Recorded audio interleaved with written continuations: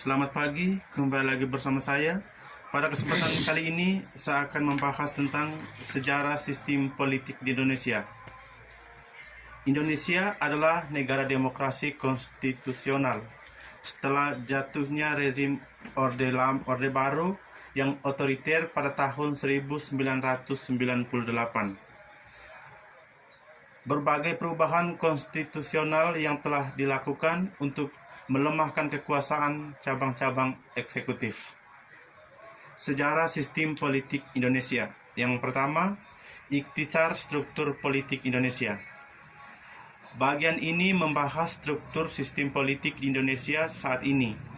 Topik-topik termasuk peran agama, terutama agama Islam, dalam pengambilan kebijakan politik dan keterangan pemisahan kekuasaan, yaitu kekuasaan eksekutif, kekuasaan legislatif, dan kekuasaan yudikatif.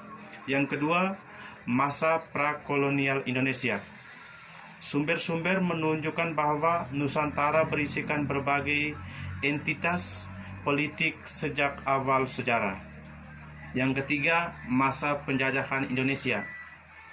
Kedatangan bangsa Eropa yang tertarik dengan potensi menjanjikan, yaitu perdagangan rempah-rempah.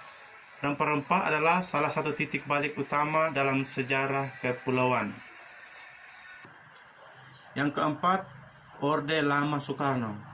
Soekarno adalah presiden pertama Indonesia, adalah ikon perjuangan nasional yang melawan para penjajah.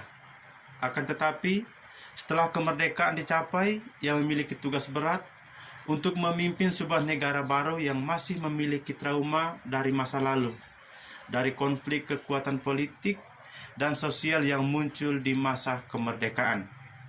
Yang kelima, Orde Baru Soeharto. Soeharto adalah presiden kedua Indonesia, berhasil mengambil kekuasaan pada tahun 1960-an di tengah pergolakan yang ada. Pemerintah Orde Baru memerintah Indonesia selama lebih dari 30 tahun. Dan pemerintahan ini ditandai dengan berkembangnya ekonomi, tetapi juga oleh penindasan dan korupsi. Yang keempat, reformasi Indonesia.